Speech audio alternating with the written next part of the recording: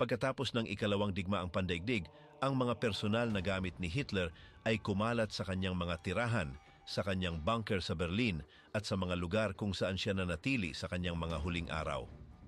Marami sa mga bagay na ito ang kinuha ng mga sundalong alyado, ang iba ay napunta sa mga museo, ang ilan ay nawasak, at marami pa ang nawawala. Bawat bagay ay may kwento na nagsasalita tungkol sa kanyang mga nakasanayan, mga hilig o mga ideya. Mula sa mga simpleng gamit sa opisina hanggang sa mga personal na regalo o mga gamit pampromosyon, ang mga bagay na ito ay napunta sa mga kamay ng mga sibilyan o estado, halos laging walang opisyal na plano. Ang iba ay isinailalim sa mga auction ilang taon pagkatapos. Ang iba naman ay itinago bilang mga alaala o patunay. Ang mga bagay na tila karaniwan ay naging mahalaga lamang dahil sa pagiging malapit nito sa kanya. Sa paglipas ng panahon, ang mga mananaliksik, kolektor at mga museo ay nagsimulang sundan ang mga bakas ng mga pirasang ito. Ang mga aklat na nagdodokumento ng mga kasong ito ay tumutulong sa pag-unawa hindi lamang kung anong mga bagay ang mga iyon, kundi kung saan sila napunta at kung ano ang nangyari sa kanila. Walang imbento o ideyal na ginawa. Lahat ng inilahad ay talagang umiiral. Ano-ano ang mga bagay na iyon at ano ang nangyari sa kanila pagkatapos ng digmaan.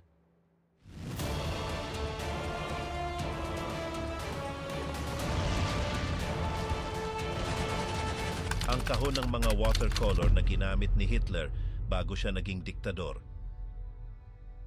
Ang metal na kahon na ito na may mga dimple at may patong na enamel na may mga watercolor na medyo ginamit na ginawa noong 1900 at 10 ng kumpanya na Redeker and Hennis mula sa Nuremberg ay pag-aari ni Adolf Hitler. Ang war correspondent na si Robert Frankot mula sa Belgium ay kinuha ito mula sa drawer ng mesa ni Hitler sa kanyang apartment sa Munich sa Prinzregentenstrasse noong Mayo ng 1955. Isa itong halimbawa ng isang bahagi ng kanyang buhay na bihirang napag-uusapan, ang kanyang intensyon na maging isang artista. Kung totoo ang kanyang isinulat sa Mein Kampf, nagdesisyon si Hitler na magtutok sa sining nang siya ay 12 taon gulang. Sa buong suporta ng kanyang balo na ina, na lubos siyang minamahal, patuloy siyang pinaniniwalaan na balang araw siya ay magiging isang kilalang pintor. Iniwan niya ang paaralan noong 1905 upang subukang makamit ito. 2 taon pagkatapos, nagpunta siya sa Vienna na may layuning makapasok sa Akademiya ng Fine Arts. May dala siyang isang portfolio ng kanyang mga guhit at tiwala siya, ayon sa kanyang salaysay, na makapasa sa pagsusulit ng walang kahirapan. Bagaman madalas pinupuna ang kanyang mga pintura, marunong naman talagang mag-drawing si Hitler ng may konting teknik. Bago pa man siya makarating sa Vienna, laging dala niya ang kanyang sketchbook, gumuguhit ng mga bahagi ng mga gusali na gusto niya o mga tagpo ng mga opera na pangarap niyang isulat. Ayon sa kanyang kababata na si August Kubizek, sa mga maaraw na araw, madalas siyang umupo sa isang bangko sa Turmleitenweg sa Linz kung saan nagse-set up siya ng isang uri ng open-air na studio. Doon siya nagbabasa, gumuguhit at nagpipinta gamit ang watercolor.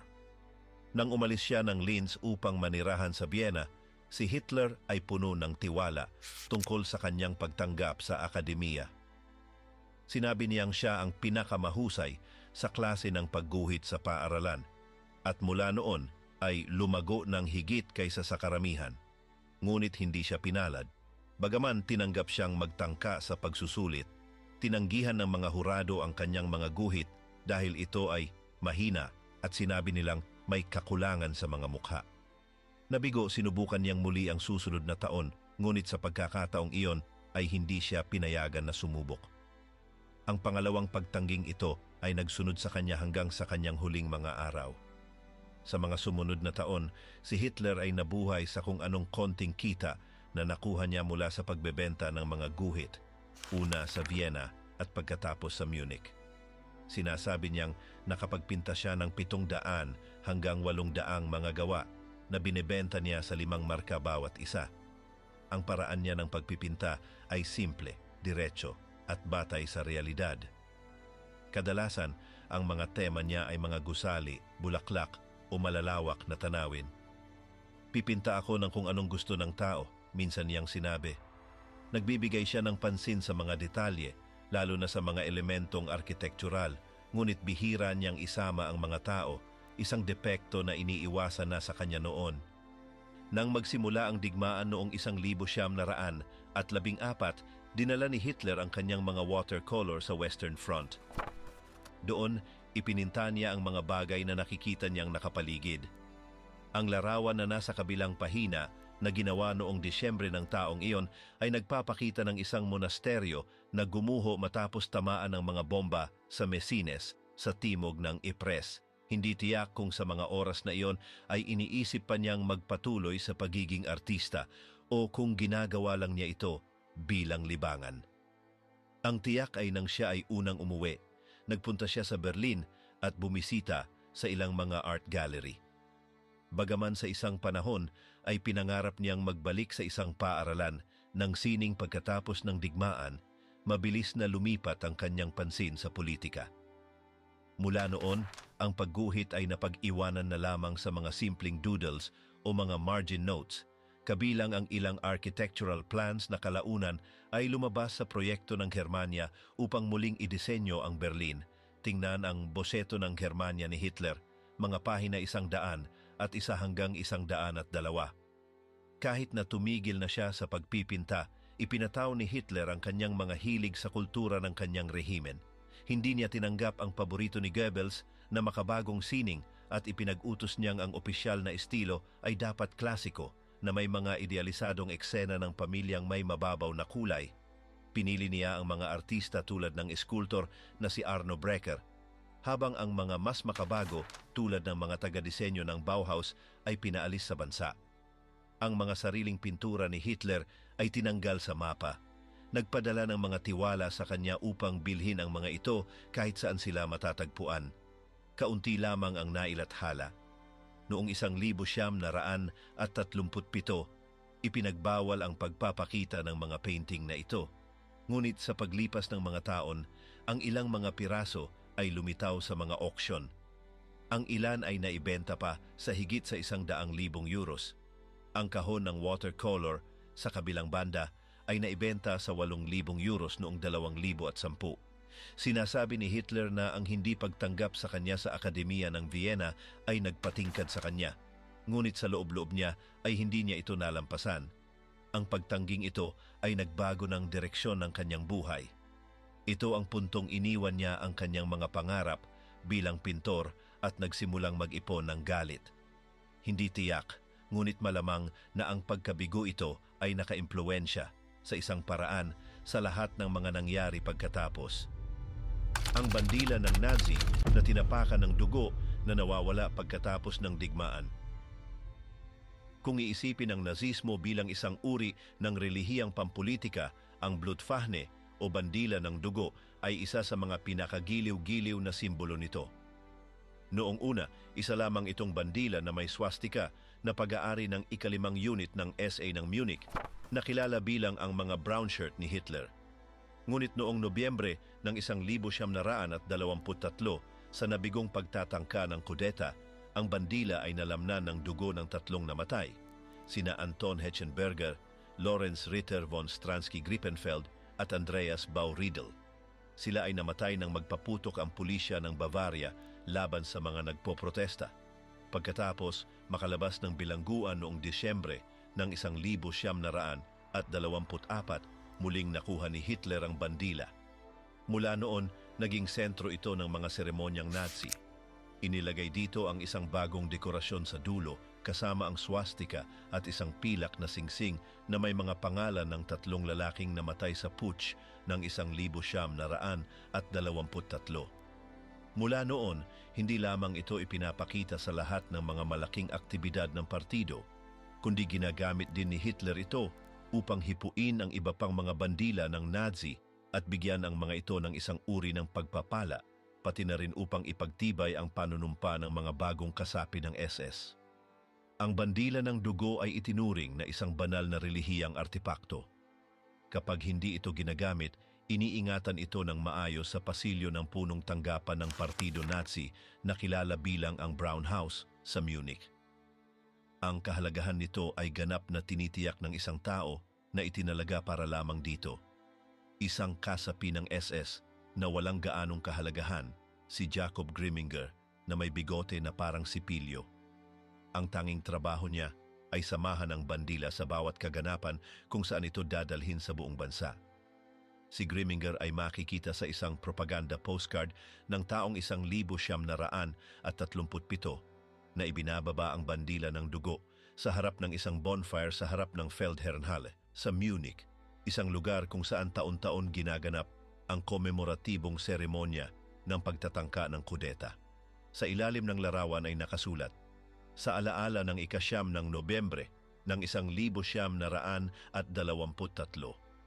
Ang huling beses na nakita ang bandila ay noong Oktubre ng 1944 sa Berlin nang ginamit ito sa seremonya ng panunumpa ng mga unang kasapi ng Volkssturm.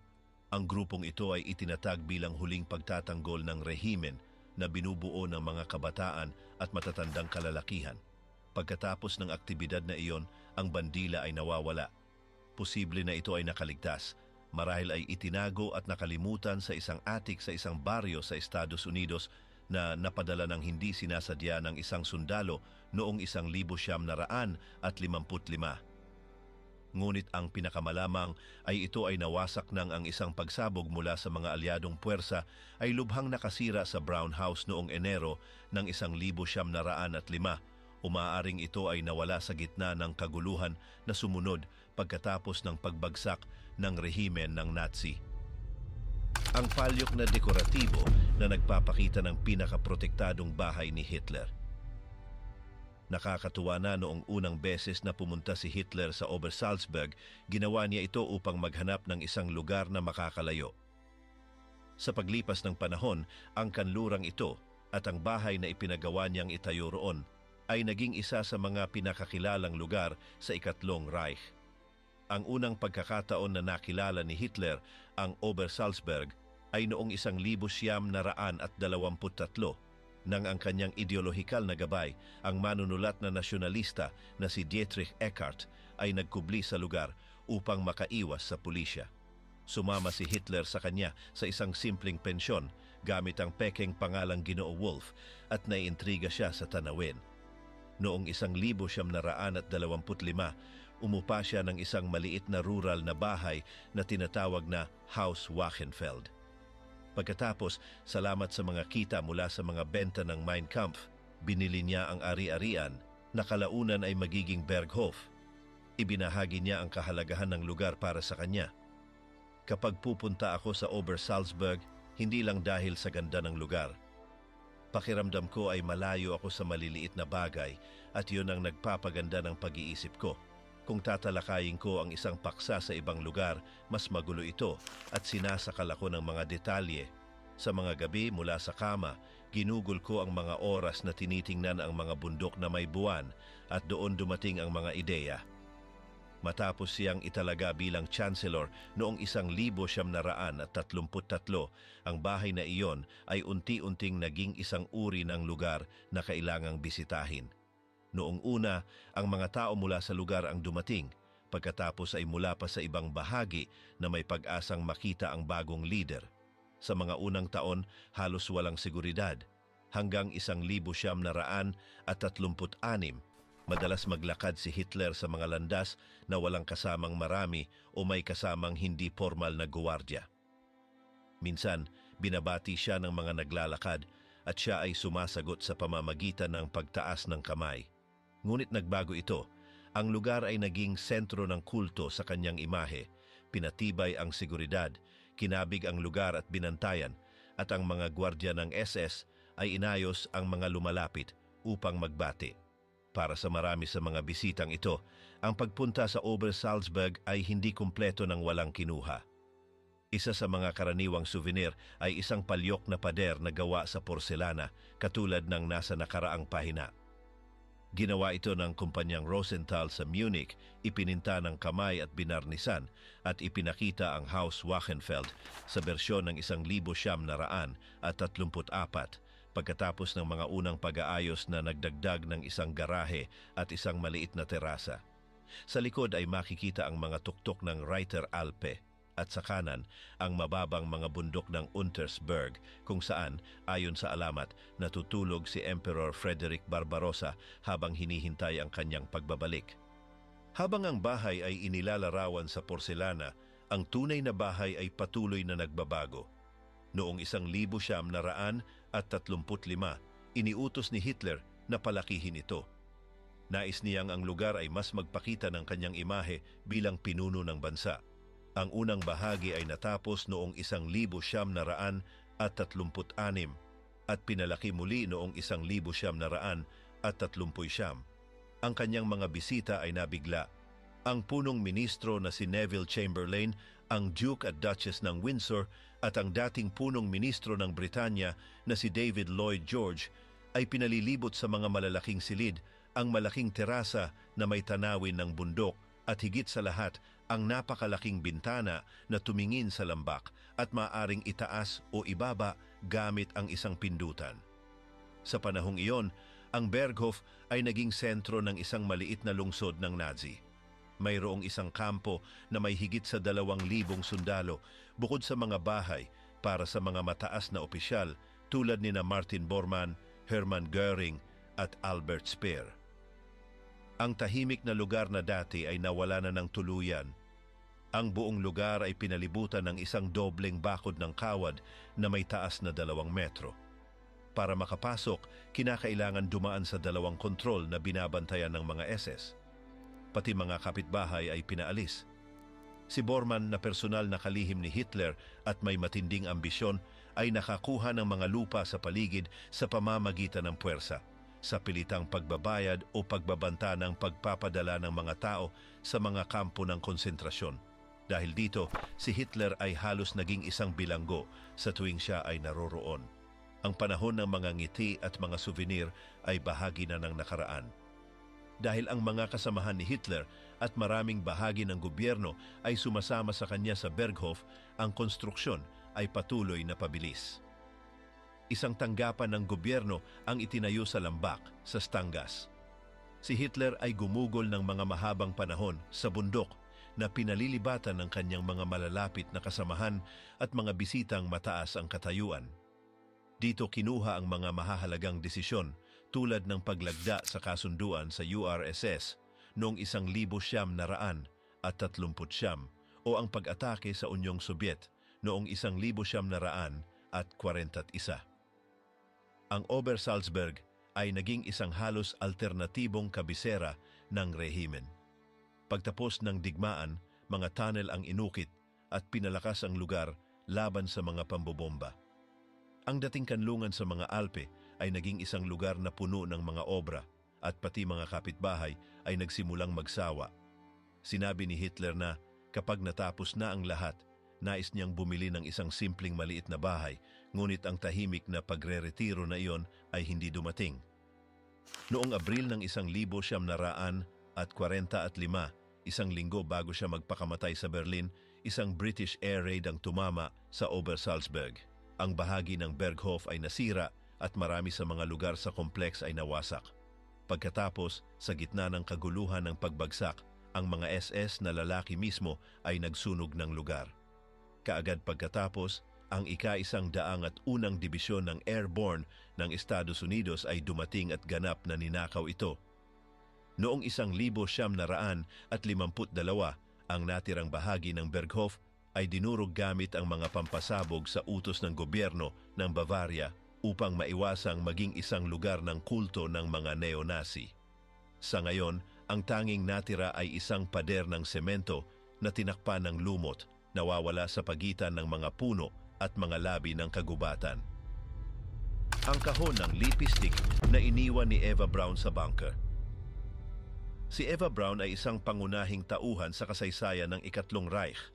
Siya ang naging kasintahan at katuwang ni Hitler ng higit sa 10 taon. Nagkakilala sila noong 1929 nang siya ay magtrabaho bilang katulong sa studio ng photographer na si Heinrich Hoffmann sa Munich. 3 taon pagkatapos nagsimula ang isang relasyon na magpapabago sa kanyang buhay. Sa huli ibinahagi niya ang kanyang kamatayan kay Hitler. Nagpakamatay sila magkasama noong 30 Abril ng 1945 sa bunker ng Reich Chancellery. Ang kanyang kabataan ay karaniwan lamang. Ipinanganak noong 1912 sa isang puok na may panggitnang uri sa Munich. Nag-aral siya sa isang katolikong paaralan na may karaniwang grado. Nang maglaon, nakahanap siya ng trabaho kay Hoffmann, ang personal na photographer ni Hitler. Makinis ang buhok, may asul na mata at may kaakit-akit na hitsura. Sinabi ni Hoffmann na siya ay parang isang manika. Siya ay masayahin, mahilig magsaya at may magaan na personalidad, bagamat sa pangkalahatan siya ay isang karaniwang dalaga. Si Albert Speer ay nagsabi na sa paglipas ng panahon, madidismaya ang mga historiador sa kanya. Ang kanyang ugnayan kay Hitler ay tila kakaiba, lalo na dahil sa pagiging lihim nito. Bagamat nagsimula noong katapusan ng 1932, si Eva ay nanatiling nasa ikalawang plano.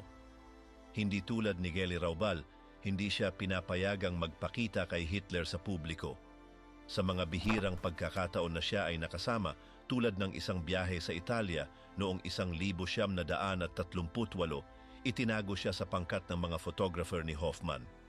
Ang pag-iingat na ito ay bahagi ng kabuuang kontrol ni Hitler sa kanyang imahe, lalo na pagkatapos ng iskandalo ng pagpapakamatay ni Geli noong 1931.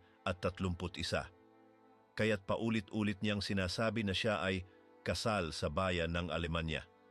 Sa mga sumunod na 12 taon, si Eva Braun ay namuhay sa anino. Bagamat malapit siya sa pangkat ng tiwala sa Obersalzberg, hindi siya kilala ng publiko ng Alemanya. Sa simula, ang ambigong papel na ito ay mahirap para sa kanya. Hindi siya kinikilala bilang asawa ni Hitler ni bilang kasintahan.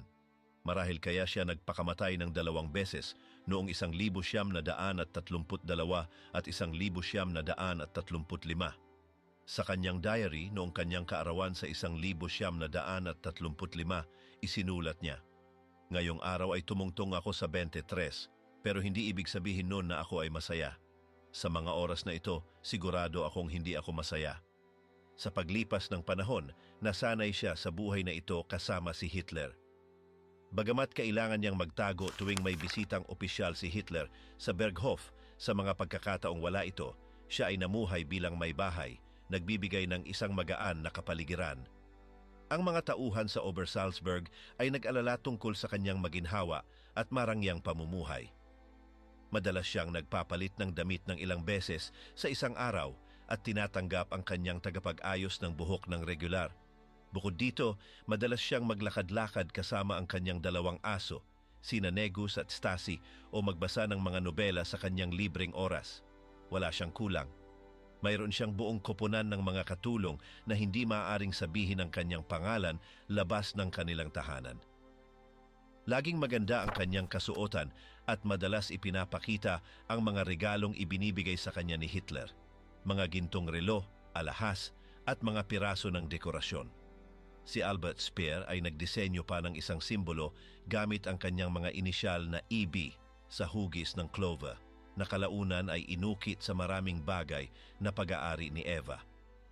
Ang disenyo na ito ay lumabas halimbawa sa isang kahon ng lipstick na gawa sa Italianong pilak. Ang kahon na ito, tulad ng iba pa niyang gamit, ay malamang na ibinigay pagkatapos kay isang tauhan ng Berghof. Nakakatawa. Hindi masyadong natuwa si Hitler sa pansin ni Eva. Hindi niya gusto ang patuloy na pagpapalit ng kanyang mga kasuotan at hindi nauunawaan ang kanyang interes sa moda. Mayroon siyang mahigpit na pananaw tungkol sa kagandahan at mas gusto niya na ang mga kababaihan ay maging maingat, walang masyadong makeup. Isang beses, nang makita niyang may dapo ng lipstick sa isang servilleta, pinagtawanan ang kanyang mga sekretarya sa kanyang absurdo na teorya na ang ganitong mga kosmetiko ay ginawa mula sa taba ng mga imburnal sa Paris. At kung hindi pa sapat, si Hitler ay may mga ideya na medyo luma tungkol sa mga kababaihan. Bagamat hindi ito kakaiba sa panahon niya, malamang hindi ito matanggap ni Eva. Sa isang pag-uusap, sinabi ni Hitler sa isang tao na ang babae ay dapat maging isang malambot, malumanay, inosentes at bobo. Sa isang pagkakataon naman, ipinagyayabang niya na hindi niya kailangan ng mga matatalinong babae. Mayroon akong sapat na mga ideya para sa aming dalawa, sabi niya. Marahil kay Eva Braun niya natagpuan ang hinahanap niya. Isang magandang babae, maalaga at hindi nagtatalo. Ang tunay na likas ng ugnayan nila Hitler at Eva Braun ay patuloy pa ring pinag-aaralan ng mga historiador.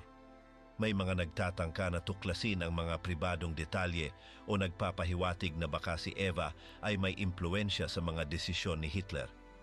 Ngunit ang pinakamakatarungang konklusyon ay ang pinakasimpleng sagot. Wala namang political na epekto ang presensya ni Eva Braun at hindi nakakaapekto sa mga mahahalagang desisyon. Gaya ng sinabi ni Speer, hindi siya mahalaga sa kasaysayan sa mga aspektong politikal. Gusto man o hindi, ang kanyang papel ay mas pandekorasyon kaysa sa iba pang bagay. Pagkatapos ng kamatayan ni Eva Braun noong Abril ng 1945, pumasok ang isa sa mga sekretarya ni Hitler sa silid ng bangka. Sa gitna ng mga labi ng nangyari, nakita niya sa sahig ang isang maliit na metal na tubo. Dahil sa hugis nito, mukhang isa ito sa mga kahon ng kosmetiko na madalas bitbit ni Eva. Ito ay kapareho ng ginagamit niyang kahon ng lipistik. Ang higanting guho na nais ni Hitler na gawing bagong Berlin. Bilang karagdagan sa kanyang mapanirang karera sa politika, si Hitler ay inilarawan din sa mga nakaraang taon bilang isang artistang hindi nasiyahan na nakakita ng ilang paraan ng pag-iwas sa pamamagitan ng mga plano ng arkitektura. Una sa pamamagitan ni Paul Ludwig Trost at pagkatapos ay kasama sina Albert Speer at iba pang mga kasamahan, ibinuhos niya ang kanyang artistikong pagnanasa sa pagguhit ng mga kabisera, mga linya ng bubong, mga pasukan at mga harapan sa mga proyekto tulad ng muling disenyo ng Linz o ng isang bagong opera sa Berlin. Ngunit ang guho na makikita dito ay hindi isang simpleng libangan o isang pagkatalo.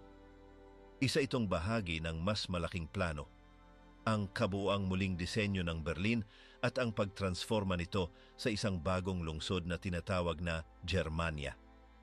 Inaprubahan ang plano noong 1937 sa pamumuno ni Speer. Mula sa simula, hindi nakulangan ng ambisyon ang ideya. Inirekomenda nitong muling ayusin ang Berlin ng buo na may dalawang malalaking kalye na nagsasalubong, pati na rin ang mga bagong estasyon, mga buong barangay, mga paliparan, mga berdeng lugar at maging ang pagtanggal ng mga halaman na hindi likas sa lugar. Nang makita ito ng ama ni Speer, sinabi lang niya, tulad ng mga baliw na ito. Ang dalawang pangunahing kalsada, isa mula silangan hanggang kanluran at isa mula hilaga hanggang timog, ay magiging sentro ng mga pinakaprominenteng gusali ng Germania.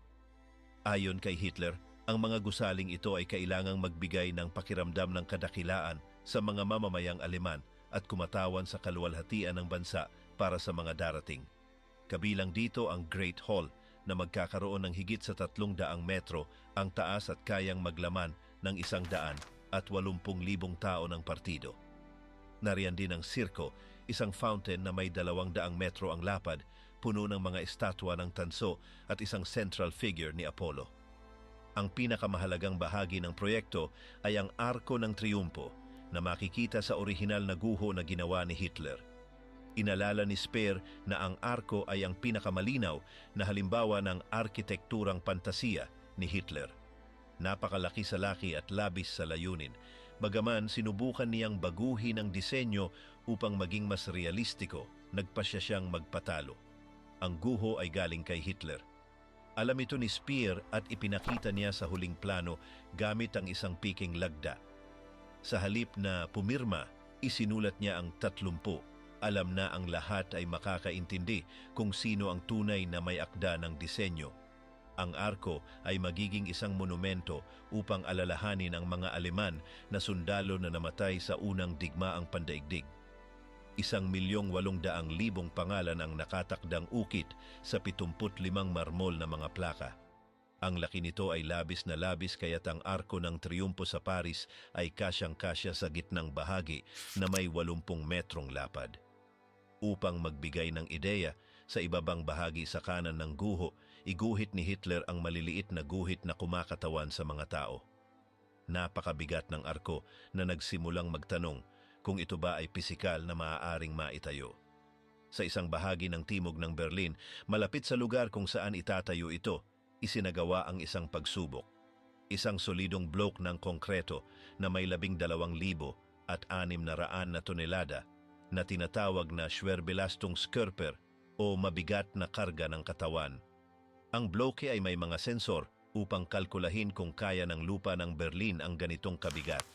Hindi na malinaw kung ang mga datos mula sa eksperimento ay nagpahinto sa proyekto o binago ang opinyon ni Hitler. Ang nagpahinto sa proyekto ay ang digmaan. Noong 1943, ang plano para sa Hermania ay opisyal na kinansela. Halos wala nang natapos, ngunit hindi giniba ang konkretong blok. Masyado itong malaki. Hanggang ngayon ay naroroon pa, tinatamaan ng ulan at pinapinsala ng oras. Isa ito sa mga kaunting pisikal na labi ng obsesyon ni Hitler sa pagtatayo ng isang bagay na walang hanggan. Ang armadong kotse ni Hitler na natagpuan ng mga sundalo. Laging ipinakita ni Hitler ang isang malakas na pagkahumaling sa mga kotse, lalo na sa mga gawa ng Mercedes-Benz.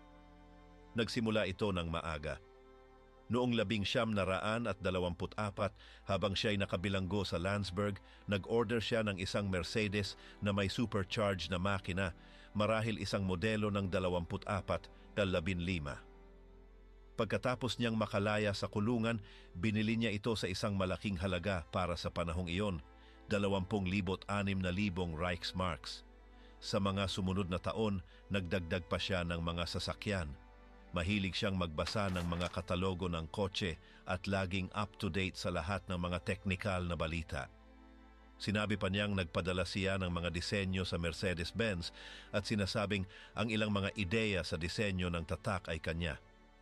Noong 1931, tumanggap siya ng isang high-end na modelo. Ang Mercedes-Benz 770 na may 8 silindro at 7.7 litrong makina. Noong panahong iyon, ito na ang pinakamahal na kotse na inaalok ng kumpanya. Personal na inihatid ang kotse ng piloto na si Rudolf Caracciola. Nais ng Mercedes na mapasaya ang kliyenteng ito na patuloy na umaangat. Kahit na marunong siyang magmaneho, hindi si Hitler ang nagmamaneho. Sinabi niyang kung magkaroon siya ng aksidente, magiging isang politikal na problema iyon. Kaya, palagi siyang naglalakbay kasama ang mga trooper na nagsisilbing mga bodyguard.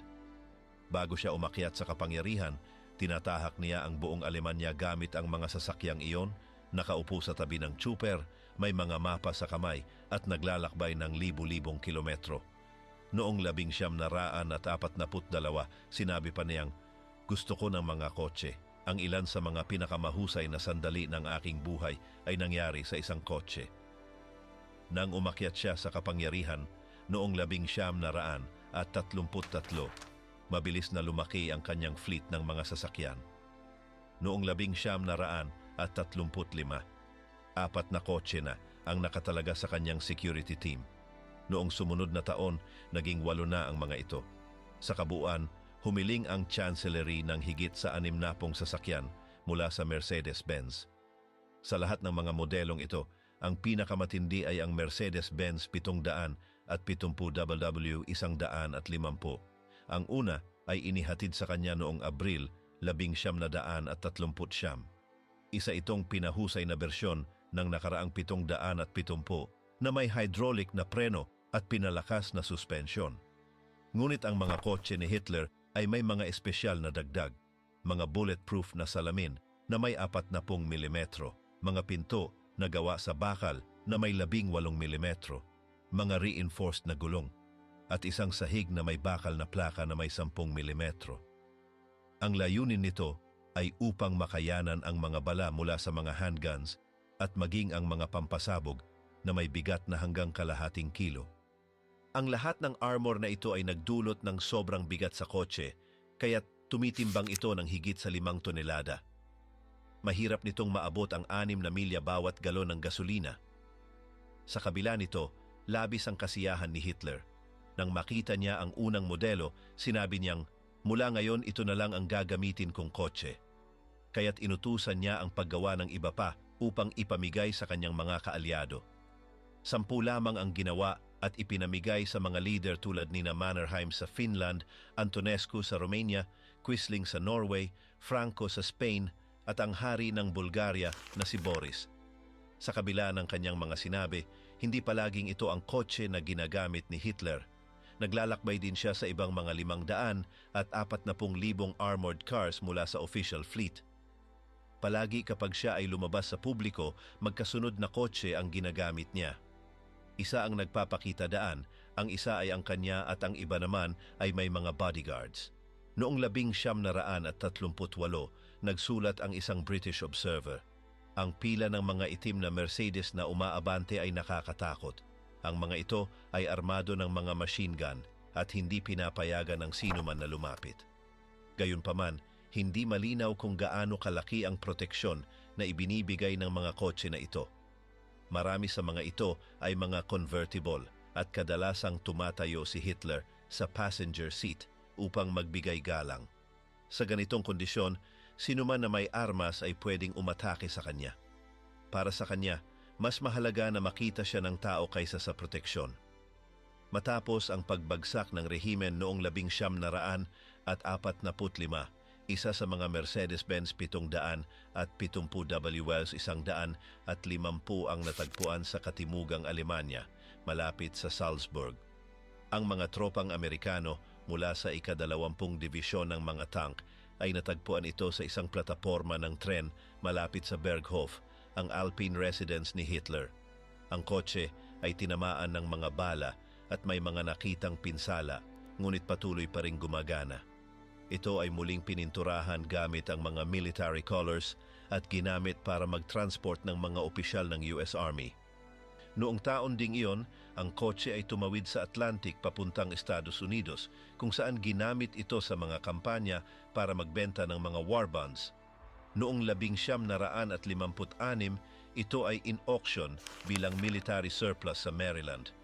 Binili ito ng isang kolektor mula sa Canada para sa $720 at dinala sa Toronto. Doon ito ni-restored, bagamat may ilang mga pagkakamali, isang central light na idinagdag na hindi bahagi ng orihinal na disenyo. Noong 1970, naging bahagi ang sasakyan ng koleksyon ng Canadian War Museum sa Ottawa. Sa simula, inisip na ito ay pag-aari ni Hermann Göring, ngunit noong dekada 40, isang researcher mula sa museo, si Ludwig Kosche, ang nag-review ng serial number at inikumpara ito sa mga talaan ng Daimler-Benz. Natuklasan na ang kotse ay direktang ibinigay sa Reich Chancellery noong ika-8 ng Hulyo 1940. Ito ay eksklusibong para sa gamit ni Hitler. Sa pamamagitan ng pruweba na korek ang mga tao ng kalituhan. Ang kotse ay hindi kay Göring. Isa ito sa mga armored cars na ginamit ni Hitler sa buong panahon ng Tercer Reich.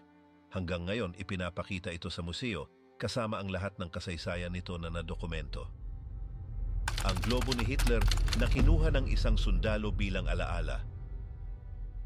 Noong Mayo ng taon 1945, habang ang mga alyado ay sumusulong sa natitirang bahagi ng Ikatlong Reich, isang sundalo ng Estados Unidos ang pumasok sa tirahan ni Hitler sa mga bundok, ang Berghof. Doon, sa isa sa mga kwarto, nakakita siya ng isang desk globe na nakalagay sa ibabaw ng isang kasangkapan sa tabi ng isang upuang kahoy. Nang hindi nagdadalawang isip, kinuha niya ito bilang alaala. Ang globo ay hindi isang simpleng palamuti. Bahagi ito ng lugar ng trabaho ni Hitler at ginamit niya ito upang pag-aralan ang mga mapa, suriin ang mga kampanya, at mag-analisa ng mga ruta. Ang sundalo ay si John Barsamian, isang veterano mula sa hukbong katihan ng Estados Unidos. Siya ay 71 taong gulang nang ikwento niya ang kanyang karanasan. Iningatan niya ang globo sa loob ng mga dekada at nagpasya siyang ipagbili ito sa isang auction dahil sa kanyang pagtanda. Ang bagay na iyon ay nanatili sa kanyang bahay bilang isang tahimik na saksi ng kanyang pagdaan sa kasaysayan hanggang sa magpasya siyang bitawan ito. Ang bumili ay si Robert Pritikin, isang dating publicist na 78 taong gulang at kaibigan ng veterano. Nagbayad siya ng $100,000, dagdag ang 15% na komisyon sa bahay ng auksyon na nagtaas ng kabuuang halaga sa $112,500. Para kay Pritikin, hindi lang ito isang pagbili. Isa itong direktang piraso mula sa isa sa pinakamadilim na yugto ng ika-20 siglo. Ayon sa pagpapaliwanag ng kanyang katulong na si Matthew Davis, ang nagpapahalaga sa bagay na ito ay hindi ang globo mismo, kundi kung sino ang gumamit nito. Ang detalye na iyon ay lubos na nagpapabago ng halaga nito. Ang modelo ay karaniwan sa kanyang panahon, ngunit ang katotohanan ito ay hawak ni Hitler ay nagbigay rito ng isang natatanging halaga. Sa panahon ng Ikatlong Reich, madalas gamitin ni Hitler ang ganitong klasing mga globo upang makita ang kanyang mga kampanyang militar. Marami siyang ganito, kapwa sa Berghof at sa Chancellery. Gusto niyang galawin ito gamit ang kanyang mga kamay, ituro ang mga lugar gamit ang daliri at magbigay ng mga komento ukol sa mga teritoryong nais niyang sakupin o kontrolin. Kahit na madalas siyang magtrabaho gamit ang mga mapa na nakalatag sa mesa, ang globo ay mas praktikal upang makita ang kabuuan ng Europa at ihambing ang mga lokasyon sa malawakang sukat. Alam ng kanyang mga katulong na ginagamit ito ni Hitler upang magplano at magsagawa ng mga impromptong demonstrasyon sa kanyang mga bisita. Ang globo ay hindi kasing laki ng iba. Mayroon itong kahoy na base at isang metal na singsing na sumusuporta sa bola. Ang mga pangalan ng mga bansa at lungsod ay nakasulat sa Aleman at ipinapakita nito ang mga hangganan tulad ng pagkakakilala bago ang taong 1939. Ang ilang detalye ay luma na para sa pagtatapos ng digmaan, ngunit patuloy pa rin itong ginagamit ni Hitler bilang pangkalahatang sanggunian. Pinag-aaralan niya ito, lalo na noong mga araw niya sa Berghof, nang siya ay tumanggap ng mga pinuno ng Estado, mga general o mga alyadong politiko. Doon, sa kalagitnaan ng kabundukang kapaligiran, ang globo ay nagsilbing kasangkapan at simbolo ng kanyang ambisyong teritorial. Ang pag-iral ng bagay na ito ay naging kilala ng publiko nang ianunsyo ito ng bahay ng auksyon bilang ang globo ng Berghof. May mga nagduda sa kanyang pagiging totoo, ngunit ang testimonya ni Barsamian at ang mga dokumento ng pinagmulan ay nagsuporta dito. Kinuha ng veterano ang bagay na ito ng direkta mula sa tirahan ni Hitler noong 1945. Nandoon siya bilang bahagi ng personal na militar ng Estados Unidos na dumating sa lugar nang ang mga Aleman ay sumuko na. Ang Berghof ay iniwan na at nilimas. Maraming mga bagay ang kinuha ng mga sundalo bilang personal na trofeo. Ang ilan ay nawala ng walang bakas. Ang iba, tulad ng globo, ay muling lumitaw makalipas ang mga dekada. Sa loob ng maraming taon, iniingatan ito ni Barsamian sa kanyang sala nang hindi binibigyan ng labis na pansin. Sa kanyang mga huling taon lang niya naisipang ipagbili ito. Ang kalagayan nito ay katanggap-tanggap. May mga marka ng panahon sa base, ngunit ang bola ay nanatiling buo. Wala itong pirma o espesyal na marka, ngunit may mga palatandaan ng paggamit. Ayon sa mga eksperto, ito ay tumutugma sa iba pang mga bagay na napatunayan ng totoo. Hindi ito ang tanging globo na nauugnay kay Hitler na lumaganap pagkatapos ng digmaan. Mayroon pang dalawang ibang halimbawa na iniuugnay sa diktador. Isa ay ipinagbili sa isang nakaraang auction sa London at ang isa ay nasa isang museo ng militar sa Washington. Ngunit ang globo na iniingatan ni Barsamian ng mahigit kalahating siglo ay ang tanging may dokumentadong pinagmulan mula sa Berghof, kaya't ito ay isa sa mga piraso na may pinakamatibay na patunay. Ang interes sa ganitong mga bagay ay hindi bago. Mula noong pagtatapos ng digmaan, maraming mga ari-arian ni Hitler ang hinanap, binili o pinag-aralan. Ang ilan ay nasa mga pribadong kamay, ang iba ay nasa mga museo, ang iba pa ay nawala o nawasak. Ang totoo ay kahit na anong bagay na malapit sa kanya, kahit hindi magarbo o eksklusibo, ay tumatawag ng pansin. Hindi dahil sa kung ano ito, kundi dahil sa kung ano ang kinakatawan nito. Sa kasong ito, isang simpleng globo ay nagiging saksi ng kapangyarihan, propaganda at digmaan. Ngayon, ang globo ng Berghof ay bahagi ng isang pribadong koleksyon. Pinananatili ito ni Pritikin bilang isang makasaysayang bagay. Hindi niya ito ipinapakita sa publiko, ngunit pinayagan niya itong idokumento at kunan ng litrato. Sa kanyang mga salita, hindi ito isang parangal, kundi isang paraan upang alalahanin ang nangyari. Para sa kanya, ang pangangalaga ng globo ay hindi upang purihin ang gumamit nito, kundi upang mas maunawaan kung paano siya nag-isip. Ang bagay na ito ay sumasalamin sa kontradiksyon ng maraming alaala ng Ikatlong Reich. Mga karaniwang piraso na dahil sa pagkakaugnay kay Hitler ay nagiging magaan, mahalaga o mapanganib depende sa konteksto. Ang globo ay nakaligtas sa pagbagsak ng rehimen, sa pagnanakaw, sa alikabok ng mga taon at muling lumitaw bilang isang makasaysayang piraso. Wala itong sinasabi para sa sarili nito. Ngunit ipinapakita nito na kahit ang mga bagay na tahimik ay may alaala. Ang pulang telepono na ginamit ni Hitler para magbigay ng kanyang huling mga utos.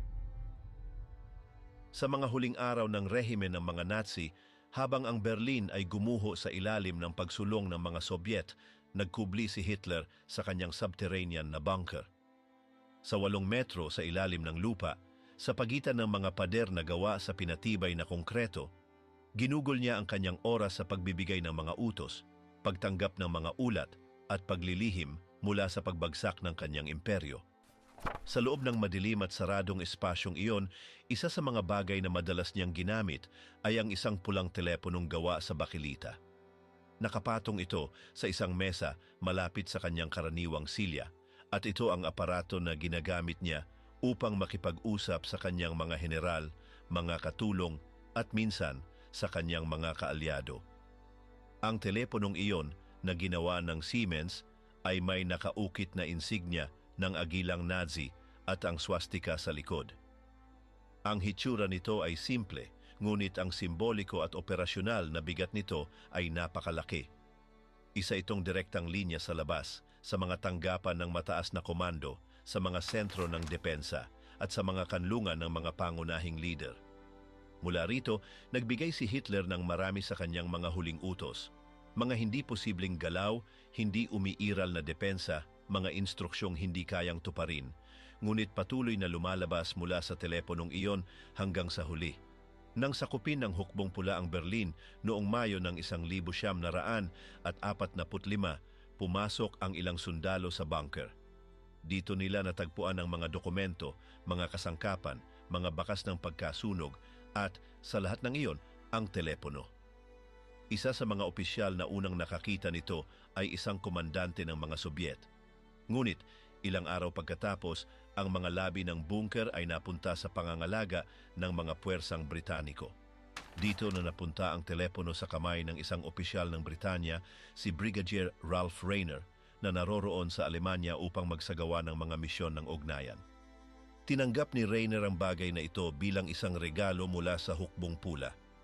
Dinala nila ito sa ibabaw at ibinigay bilang isang tropeyo ng digmaan.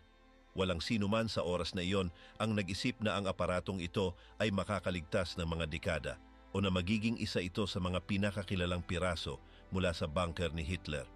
Dinala ito ni Rainer sa Inglaterra at iningatan sa kanyang bahay sa Bukirin bilang isang relikya ng kanyang pagdaan sa kasaysayan. Dito ito nanatili ng mahigit sa 70 taon hanggang sa magdesisyon ng kanyang pamilya na ibenta ito. Noong 2017, inauksyon ang telepono sa Estados Unidos. Ipinakilala ito ng bahay ng auction bilang ang telepono ni Hitler mula sa bunker ng Berlin, kasama ang mga dokumentong nagpapatunay ng pinagmulan nito.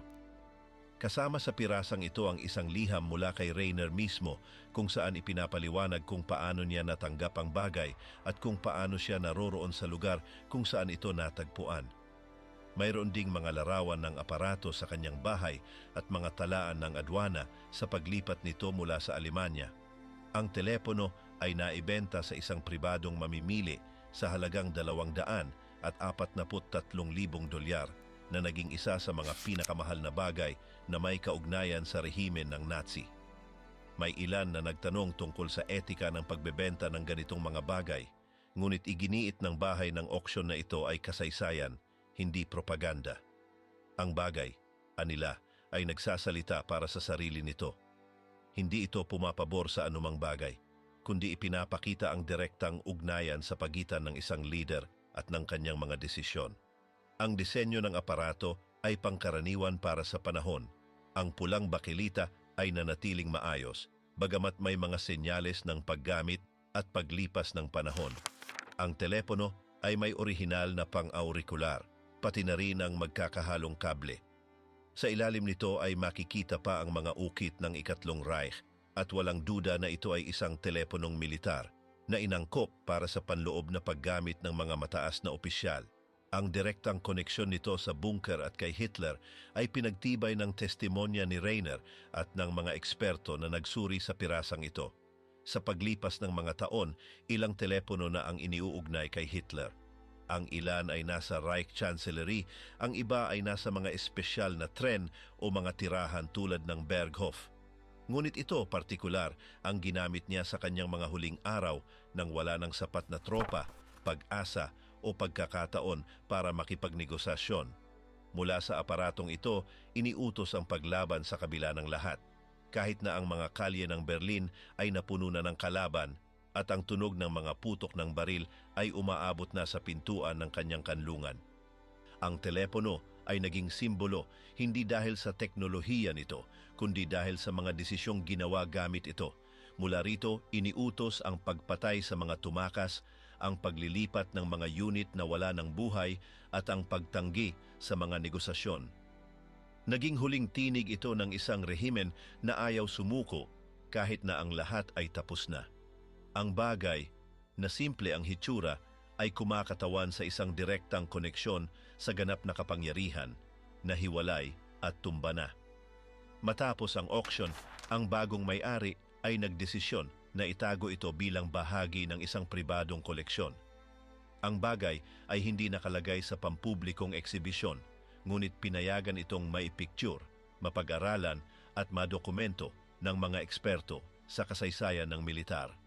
Ang kanyang pag-iral ay muling binuksan ang debate kung ano ang dapat gawin sa ganitong uri ng mga piraso. Dapat bang ipakita sa mga museo, itago sa mga pribadong koleksyon o tuluyang alisin mula sa sirkulasyon? Para sa mga historian, ang telepono ay may konkretong halaga. Ipinapakita nito kung paano patuloy na nagbigay si Hitler ng mga utos hanggang sa huling sandali. Hindi siya tumigil sa paghawak ng kontrol kahit na maliwanag na tapos na ang lahat. Iningatan niya ang telepono malapit sa kanya bilang isang paraan ng pagpapanatili ng pamamahala. Kahit na wala ng tunay na mga pagpipilian, patuloy pa rin siyang nagsasalita na parang siya ay nagdidirehe ng isang buong hukbo. Ang mga labi ng bunker ay tinatakan sa paglipas ng panahon. Ngayon, sa parehong lugar may isang paradahan ng sasakyan. Ang isang maliit na plaka ay nagpapalalaala na doon nagtapos ang rehimen ng Nazi. Ngunit ang telepono ay nakaligtas. Ito ay nailigtas, iniingat, ibinenta, at ngayon ay bahagi na ng material na talaan ng kasaysayan. Hindi ito isang bagay na walang kulay. Isa itong kasangkapan na nasa sentro ng isang serye ng mga desisyong nagbago ng buong Europa. Para sa marami, ang makita ang telepono na iyon ay parang makita ang huling hibla ng kapangyarihan ni Hitler.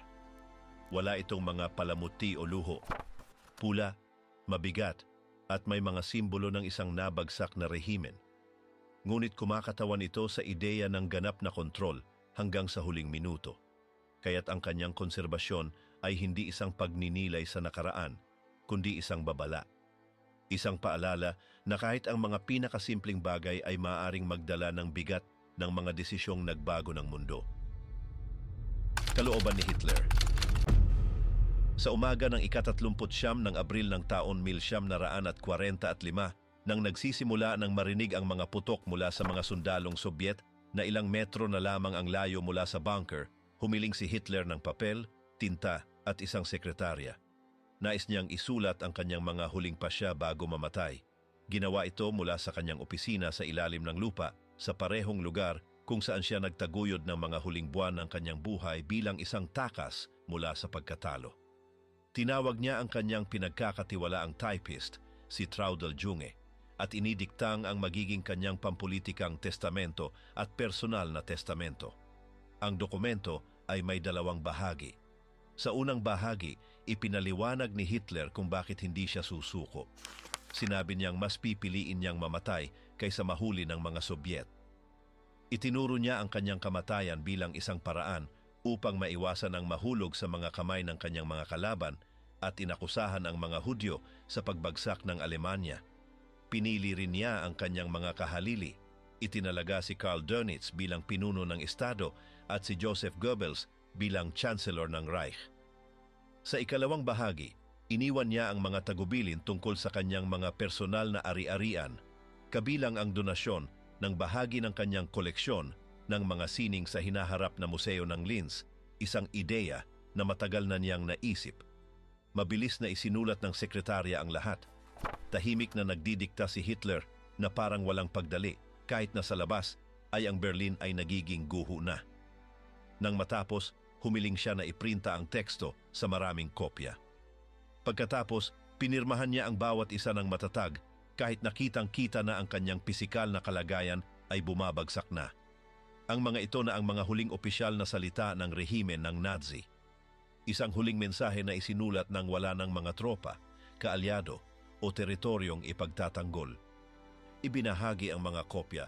Ang isa ay ibinigay kay Heinz Lorenz, ang isa kay Arthur Axmann at ang pangatlo ay iniwan kay Colonel Wilhelm Zander. Lahat ng tatlo ay may misyon na lumabas mula sa bunker at ibigay ang mga dokumento sa mga bagong pinuno o kung hindi man sa mga autoridad ng mga kaalyado. Lumabas sila na nakadamit ng disguises gamit ang mga pangalawang ruta at nakaiwas sa mga kontrol. Bawat isa ay nagtago ng kopya sa magkaibang lugar. Sa loob ng mga buwan, hindi alam kung ang mga papel na ito ay nakaligtas sa pagbagsak ng Third Reich. Noong Disyembre ng taon 1945, nahuli ng mga autoridad ng Britanya si Zander sa timog ng Alemanya. Natagpuan nila sa kanyang mga gamit ang isang maleta na may mga papeles. Nang sinuri ito, napansin nila na hawak nila ang testamento ni Hitler. Mabilis itong dinala sa London kung saan ang mga eksperto sa dokumento ay nagpapatunay na ito ay orihinal. Ang pagsusulat, mga selyo at paraan ng pagsulat, lahat ay tumutugma. Orihinal ito. Sa parehong taon, nagdesisyon ang mga Britanya na ilabas ito sa publiko. Ibinigay nila ito sa international na press at nailathala sa maraming pahayagan. Nagdulot ng epekto ang nilalaman. Ito ang unang pagkakataon na binasa ng mundo ang huling mga salita ng diktador. Bagamat hindi nito binago ang resulta ng digmaan, nakakatulong ito upang maunawaan kung paano siya nag-isip hanggang sa huling sandali. Wala itong ipinakitang pagsisisi, alinlangan o pag-review. Inuulit lang nito ang mga ideya niyang matagal nang narinig. Pagkatapos mailathala, ang dokumento ay inilagay sa ilalim ng pangangalaga ng militar. Sa loob ng ilang panahon, ito ay naka-archive sa London sa isang tanggapan ng dokumentasyon ng Ministry of Defense. Pagkatapos, inilipat ito sa British National Archives kung saan ito ay nakatalog bilang isang historical na ebidensya. Ang orihinal na kopya na hawak ni Zander ay iniingatan sa isang espesyal na folder, protektado mula sa pagkasira. Nakita rin ang dalawang iba pang kopya, ang kay Lorenz at ang kay Axmann, bagamat nasa mas masamang kalagayan. Ilang taon ang lumipas, isang kopyang mekanograpiko ang inilipat sa archive ng mga paglilitis ng Nuremberg. Ipinakita ito bilang bahagi ng material na nagpapatunay sa estruktura ng rehimen ng Nazi. Hindi ito ginamit direktang bilang ebidensya laban sa mga akusado, ngunit bilang bahagi ng konteksto ng politika na nagpapakita na hindi ipinagkaloob ni Hitler ang kapangyarihan sa isang demokratikong paraan, kundi nagdisenyo siya ng isang plano ng pagpapalawig para sa kanyang mga pinakamalalapit na kasamahan. Sa dokumento, hindi binanggit ni Hitler si Eva Braun kahit na nagpakasal sila ilang oras bago siya inidikta ito. Wala ring binanggit tungkol sa henosidyo o sa mga kampanyang militar na nagwakas sa pagkatalo. Tanging ang usapin ng katapatan, pakikibaka, pagtataksil at ang pangangailangang ipagpatuloy ang kanyang pamana. Sa kanyang personal na testamento, iniwan niya ang mga tagubilin tungkol sa kanyang pribadong ari-arian. Nais niyang huwag mapasakamay ng mga kaaway ang kanyang pinakamahalagang pag-aari. Humiling siya na sunugin ang kanyang mga labi at ang kay Eva Braun, at ang ilang mga bagay ay ibigay sa kanyang pamilya o sa kanyang pinakamalalapit na tauhan. Sa kabila ng kanyang mga kagustuhan, ang karamihan sa kanyang mga ari-arian ay kinuha ng mga puwersang alyado. Hindi na itayo ang museo ng Linz. Ang kanyang tirahan ay winasak. Ang kanyang mga obra maestra ay napunta sa mga kamay ng hukbong Amerikano na dinala ito sa mga espesyal na deposito. Ang kanyang mga bank account ay na-freeze. Ang tanging bagay na napanatili ng buo ay ang dokumento na kanyang pinirmahan sa huling gabi ng kanyang buhay. Ngayon, ang testamento ni Hitler ay iniingatan sa 3 magkaibang archive. Ang kopya ni Zander ay nasa British National Archives. Ang kay Lorenz ay ibinigay sa isang German foundation. Ang kay Axman ay nasa Arkibong Hukbong Amerikano. Lahat ng ito ay protektado, na-scan, iningatan at magagamit para sa pananaliksik, bagamat hindi palaging nakadisplay. Ang dokumento ay nire-reproduce sa mga libro, dokumentaryo at mga pag-aaral sa kasaysayan. Hindi ito isang kuryosidad, kundi isang elemento na nagtatapos sa kwento ng kapangyarihang Nazi. Isinulat sa isang oras na ang lahat ay nawala na. Ang testamento ay hindi naghahanap ng pagkakasunduan ni hindi nagbibigay ng mga paliwanag. Isang huling pagsasabuhay ng kanyang ideolohiya ng walang mga pagbabagong pananaw, isang malamig na piraso, walang emosyon na isinulat na parang siya pa rin ang namumuno sa isang estado na hindi na umiiral. Para sa mga historiador, ang bagay na ito ay mahalaga. Hindi lamang sa halaga nitong dokumentaryo, kundi dahil ipinapakita nito ang isipan na ginamit ni Hitler sa kanyang mga huling sandali. Hindi siya sumuko, hindi umamin ng pagkakamali, hindi binago ang kanyang mensahe. Namatay siyang inuulit ang mga salitang sinabi niya sa mga nakaraang taon at iniwan niyang nakasulat ang parehong linya kasama ang parehong mga kaaway, parehong ideya at parehong mga utos. Ang papel na iyon ay nakaligtas sa mga pambobomba, pagtakbo, panluloob at sa paglipas ng panahon. Isa ito sa mga kaunting personal na bagay na tumpak na naglalarawan kung paano nais ni Hitler na maalala siya. Kaya't ang halaga nito ay hindi nasa papel ni sa pirma, kundi sa kumpirmasyon na hanggang sa huling sandali, hindi siya nagbago ng kahit isang salita. Ang maliit na sipilyo na ginagamit ni Hitler para alagaan ang kanyang bigote. Bagamat maaring mukhang isang maliit na detalye, ang bagay na ito ay kumakatawan sa isa sa mga pinakakilalang biswal na marka ng diktador. Ang kanyang maikling bigote, ginupit sa hugis ng isang makitid na parihaba, ay isang mahalagang bahagi ng kanyang imahe sa loob ng mga dekada. At ang sipilyo na ito, na natagpuan sa kanyang mga gamit sa Berghof ng mga sundalong Amerikano, ay bahagi ng kanyang araw-araw na routine sa pag-aalaga sa sarili. Ang sipilyo ay simple, ginawa gamit ang mga karaniwang materyales para sa panahong iyon. Ang hawakan nito ay gawa sa pinakintab na kahoy, bahagyang dumilim dahil sa paggamit. Ang mga bristles ay gawa sa mga baboy ramo ay nakalinya sa makitid na mga hanay. Wala itong mga nakikitang tatak ng gumawa, walang palamuti at walang mga personalisasyon. Kung ikukumpara sa iba pang mga gamit ni Hitler, tulad ng kanyang mga pinggan na may nakaukit na inisyal o ang kanyang mga mamahaling panulat, ang artikulong ito ay walang pagpapakita ng marangya. Ito ay praktikal, direkta at maingat. Gayunpaman, ito ay nakatago sa isang kahon ng kayumangging balat kasama ang iba pang mga gamit sa kalinisan na nagpapakita na ito ay bahagi ng isang set na madalas niyang ginagamit. Ang mga kasamahan ni Hitler sa malapit na bilog ay ilang beses nang nagkomento tungkol sa kanyang obsesya sa hitsura. Bagamat iniiwasan niyang gumamit ng makeup o mga pabangong kapansin-pansin, mahigpit siya sa kanyang gupit at bigote. Mayroon siyang isang personal na routine na halos walang pagbabago. Bawat umaga pagkatapos ng agahan, tumatagal siya ng ilang minuto sa harap ng salamin, inaayos ang bawat detalye. Ang bigote ay nangangailangan ng espesyal na atensyon. Gumagamit siya ng maliit na gunting upang gupitin ito at pagkatapos ay ang sipilyo para gawing hugis. Ayon sa mga testimonya ng kanyang mga personal na katulong, tulad ni Heinz Linge, si Hitler ay labis na metikuloso. Hindi siya pumapayag na ibang tao ang humawak ng kanyang sipilyo. Iniingatan niya ito sa isang kabinet na may susi at nililinis ito ng madalas. Hindi bihira na makita siyang kinakalabit ang mga bristles gamit ang isang tuyong tela pagkatapos gamitin. Mayroon siyang ilang kopya ng eksaktong parehong sipilyo, ngunit palagi niyang ginagamit ang isa, maliban na lang kung siya ay naglalakbay. Sa mga ganitong pagkakataon, nagdadala siya ng isang mas maliit na bersyon na nakabalot sa tela. Ang sipilyo ay narecover ng isang Amerikanong opisyal noong Mayo ng 1994. Isa itong bahagi ng mga nakuha sa Berghof bago pa man ito pagnakawan at sunugin. Kinuha ito ng militar nang hindi tiyak kung ano ito. Iniisip na maaari itong maging sipilyo para sa balbas o buhok. Ilang taon pagkatapos, nang ikumpara ito sa mga litrato ni Hitler na gamit ang mga gamit sa pag-aalaga sa sarili, nakumpirma na ito ay para sa bigote. Ang bagay ay dumaan mula sa isang kamay papunta sa iba hanggang sa magtapos ito sa isang pribadong koleksyon sa Texas.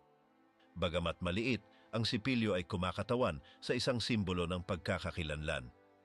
Ang bigote ni Hitler ay naging paksa ng pangungutya, propaganda, imitasyon at pagsusuri. Ngunit ang pangangalaga dito ay isang bagay na siya ay seryosong tinutukan. Hindi niya hinahayaan itong tumubo ng higit sa ilang milimetro. Ang eksaktong hugis na kanyang ginagamit, na kilala sa Ingles bilang toothbrush mustache, ay naging tanyag bago ang digmaan, ngunit kalaunan ay naging halos eksklusibong iniuugnay sa kanya. Ginamit ito ni Charlie Chaplin sa isang nakakatawang paraan at kalaunan ay hayagang tinanggihan ito. Maraming mga aktor ang tumangging gumamit nito dahil sa mga ipinapakita nito. Ang mga pag-aaral tungkol sa estetika ng nasismo ay nabanggit din kung paano ang pisikal na imahe ni Hitler, kasama na ang kanyang bigote, ay maingat na binuo upang magpakita ng isang halo ng awtoridad, kasimplehan at higpit. Wala ni isang bagay na hindi pinlano. Bawat visual na detalye ay nilayon upang palakasin ang kanyang imahe bilang isang pinuno. Kaya, ang sipilyo ay isang bahagi ng konstruksyong iyon. Hindi lang ito isang personal na gamit. Ito ay isang kasangkapan ng imahe. Ang kolektor na kasalukuyang nagmamay-ari nito ay pinayagan na ito ay pag-aralan ng mga eksperto sa mga bagay mula sa Ikatlong Reich. Nakumpirma na ang uri ng kahoy at ang anyo ng mga bristles ay tugma sa mga gamit pangkalinisan ng mga Aleman noong mga dekada ng 30 at 40. Isinagawa din ang pagsusuri sa pagsusuong na tumutugma sa matagal na paggamit. Walang nakitang tatak na magpapatunay na ito ay ginamit talaga ni Hitler, ngunit ang pinagmulan nito mula sa Berghof at ang pagkakatugma sa mga litrato ng diktador ay nagpapalakas sa ebidensya. Ang sipilyo ay pansamantalang inaalok sa isang auction noong 2003, ngunit ito ay inalis matapos makaranas ng pressure mula sa mga grupong tutol sa komersyalisasyon ng mga bagay na may kaugnayan sa nasismo. Mula noon, ito ay iniingatan sa isang pribadong lugar, malayo sa pampublikong eksibisyon. May mga larawan ng ginawa at ang kalagayan nito ay idinokumento. Ang kasalukuyang may-ari ay hindi nagpapakita ng intensyon na ibenta ito at pinayagan lamang ang mga historiador na magkaroon ng access dito para sa mga layuning pang-akademiko. Hindi tulad ng iba pang mga bagay tulad ng mga armas, uniforme o mga opisyal na dokumento, ang sipilyo na ito ay walang direktang gamit militar o pampulitika. Gayunpaman, ang halaga nito ay nasa simboliko.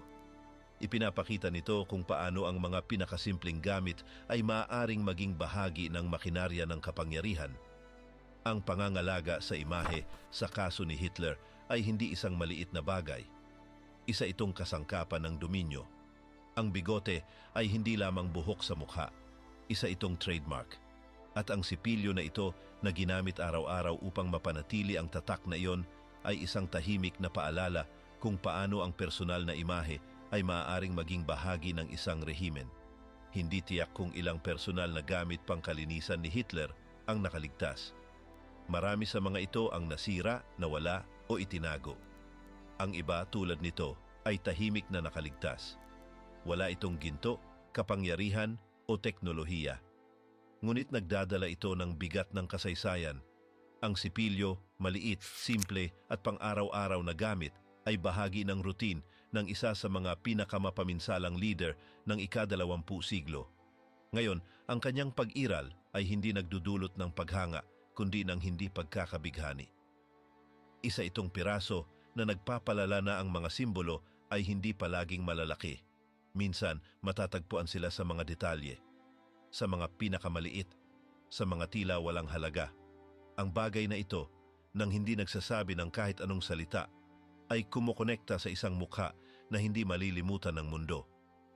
Isang mukha na ang imahe ay binuo, kabilang ang bigote, gamit ang sipilyong ito. Ang gintong medalyang mula sa nabigong coup ng 1923. Matapos ang nabigong tangkang pagpapabagsak sa estado sa Munich noong Nobyembre ng 1923, nakilala bilang ang Putsch sa Breweria, nakatagpo ang rehimen ng Nazi ng paraan upang gawing simbolo ng pagmamataas ang pagkatalong iyon. Noong 1934, isang dekada matapos ang insidente, nagpasya si Hitler na lumikha ng isang medalya bilang alaala para parangalan ang mga sumali sa pagtatangkang ito na agawin ang kapangyarihan. Ang bagay na ito, na ginawa sa gintong metal at may mga detalyadong ukit, ay nagkaroon ng isang espesyal na lugar sa loob ng kulto ng partido. Ang medalyang ito ay personal na ibinigay ni Hitler sa isang maliit na grupo ng mga tao. Tanging ang mga kasangkot sa coup ng 1923 at patuloy na tapat sa partido sa mga sumunod na taon ang nakatanggap nito. Sa kabuuan, humigit kumulang 500 katao ang pinarangalan ng bagay na ito. Ang pagbibigay ng medalya ay hindi automatiko. Ang bawat kaso ay sinusuri at tanging ang mga pumasa sa mga tiyak na pamantayan ang nakatanggap ng pagkilala.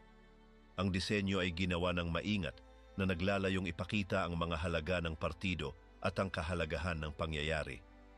Ang piraso ay may oval na hugis, may sukat na 38 ng 33 mm at may bigat na 19 na gramo.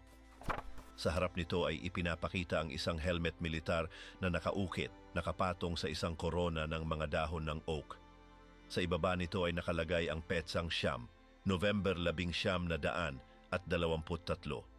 Sa likod naman ay dominado ng isang malaking swastika ang espasyo. Nasa itaas nito ang mga pangalan ng mga martir ng coup, lalo na ang 16 na pumanaw na naging mga simbolo ng kilusan. Sa ibabang bahagi ay mababasa ang pariralang, "At gayunpaman kayo ay nagtagumpay." Bawat medalya ay may kasamang sertipiko na pinirmahan ni Hitler.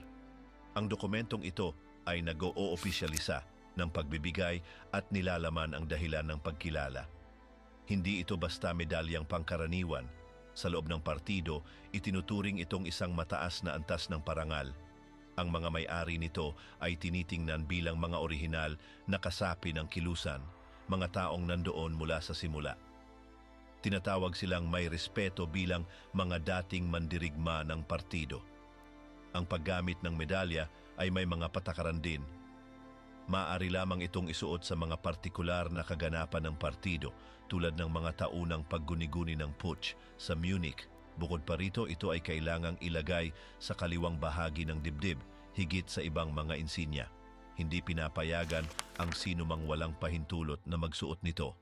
Isa itong simbolo ng panloob na pagkakakilanlan na nagpapakita ng mga hierarchy sa loob ng mga kasapi ng partido ng Nazi. Isa sa mga pinakanakakaibang aspeto ng medalyang ito ay ang paggawa nito.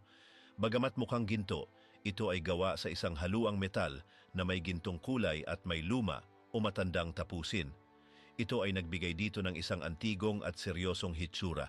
Ito ay ipinroduce ng kumpanya na Deschler at Son na matatagpuan sa Munich, ang parehong kumpanya na gumawa ng maraming iba pang mga insinya ng Ikatlong Reich. Ang bawat piraso ay may numero at nakarehistro upang maiwasan ang peking paggawa o maling paggamit. Habang lumilipas ang mga taon, ang medalyang ito ay naging isang bagay ng kulto sa loob ng partido.